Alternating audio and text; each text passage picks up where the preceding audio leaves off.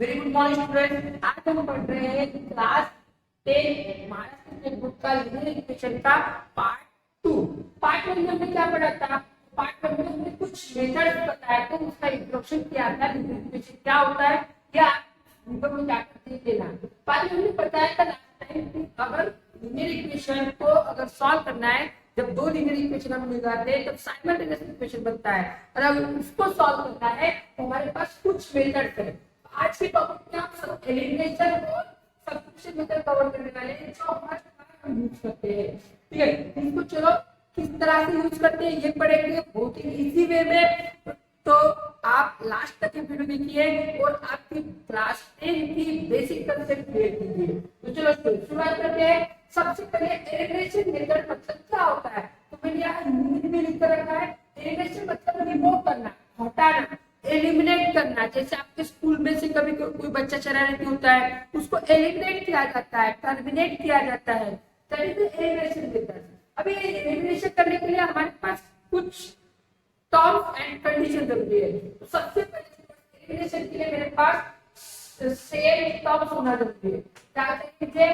Same terms चाहिए। Same terms मतलब अगर एग्जांपल अगर मैंने लिखा है 3x तो दूसरे तीसरे 3x होना चाहिए, 4y तो 4y होना चाहिए दूसरी इक्वेशन में, 6 -6 है उसमें भी 6x ही होना चाहिए। मतलब ये पहली कंडीशन है कि यहाँ मुझे वेरिएबल और उसका कोएफिशिएंट कैसे चाहिए? सेम चाहिए, मतलब टर्म सेम चाहिए। साइन कैसे चाहिए मुझे? साइन साइन कैसे चाहिए मुझे? डिफरेंट चाहिए। मुझे एलिमिनेट करने के लिए साइन कैसा होना चाहिए? डिफरेंट होना चाहिए। जैसे मैंने यहाँ पे टर्म से लिखा -3x और ये दूसरा क्या होना चाहिए? +3x। मतलब टर्म तो सेम चाहिए, इसके सामने वाला साइन कैसे चाहिए? डिफरेंट चाहिए, तभी जाकर ये एलिमिनेट होगा।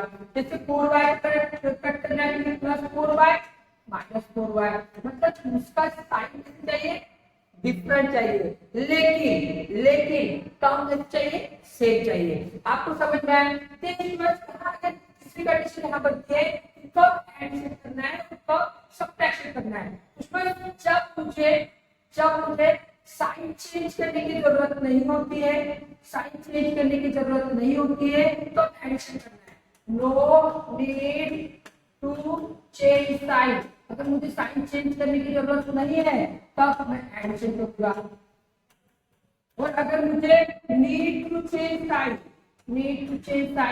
तब क्या करूंगा? मैं सब्ट्रैक्शन करूंगा। ये मैं सब कुछ पढ़ाऊंगा स्टूडेंट, बस आप ध्यान रखिए सब्ट्रैक्शन करूंगा। ये एग्जांपल के थ्रू ज्यादा अच्छी तरह से आपको समझ में आया। चलो एलिमिनेशन मेथड के बेसिक कंसेप्ट आपको समझ में आई है कि उसमें टर्म होनी चाहिए, साइन डिफरेंट होनी चाहिए। जब मुझे साइन चेंज करने की जरूरत पड़ती है तब मैं सब्ट्रैक्शन करूंगा, जब मुझे साइन चेंज करने की जरूरत नहीं पड़ती है वहां एडिशन करूंगा। यहाँ तक आपको समझ में आया? नेक्स्ट सब्स्टिट्यूशन मेथड में क्या होता है? पुट करना जैसे क्या होगा? अगर मैंने लिखा x + 3x + 2 लिखा, और अगर मैंने लिखा पुट x = 1, मतलब मुझे x के जगह 1 पुट करना है, तो उसके जगह रिप्लेस कर रहा है, उसको बोलते हैं हम पुट करना। अच्छा, x की जगह अगर 1 पुट किया, राइट साइड में इधर 3 1 जा 3 + 2 दैट इज 5, मतलब टैक्स आगे बढ़ उस जगह पे मुझे रिप्लेस करना है। It's called the substitution method. इसको भी हम बड़े आराम से पढ़ेंगे। ये दोनों भी मेथड्स हर एक सब में साइमल्टेनियसली चलती है, दोनों भी मेथड्स का यूज करके सॉल्व करना पड़ता है। तो नाउ फर्स्ट अभी हमने इसके लिए एक एग्जांपल लिया है जो आपके स्टेट 1 का एग्जांपल है क्लास 10 का। इसमें ये आपकी बुक में एक्टिविटीज दिया हुआ है, लेकिन हम उसको सॉल्व करेंगे एज ए सॉल्व।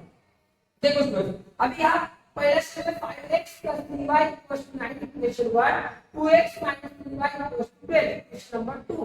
दोनों इक्वेशन लीनियर इक्वेशन है क्योंकि इसका हाईएस्ट पावर क्या है?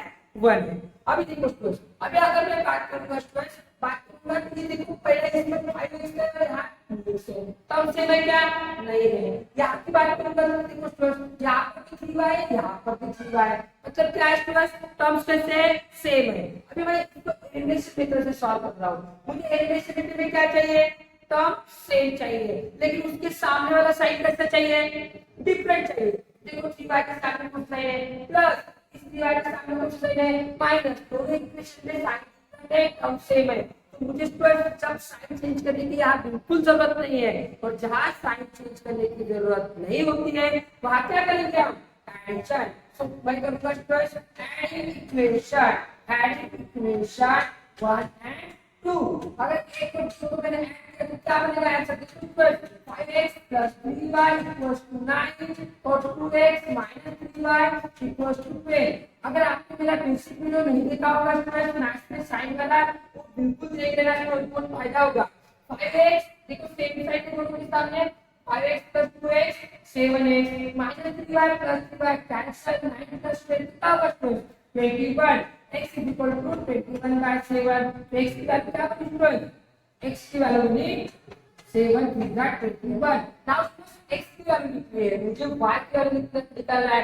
मैंने एलिमिनेशन मेथड से एक टर्म को क्या किया, एलिमिनेट किया। अभी मैं इसको सब्स्टिट्यूशन मेथड से पुट करूंगा, पुट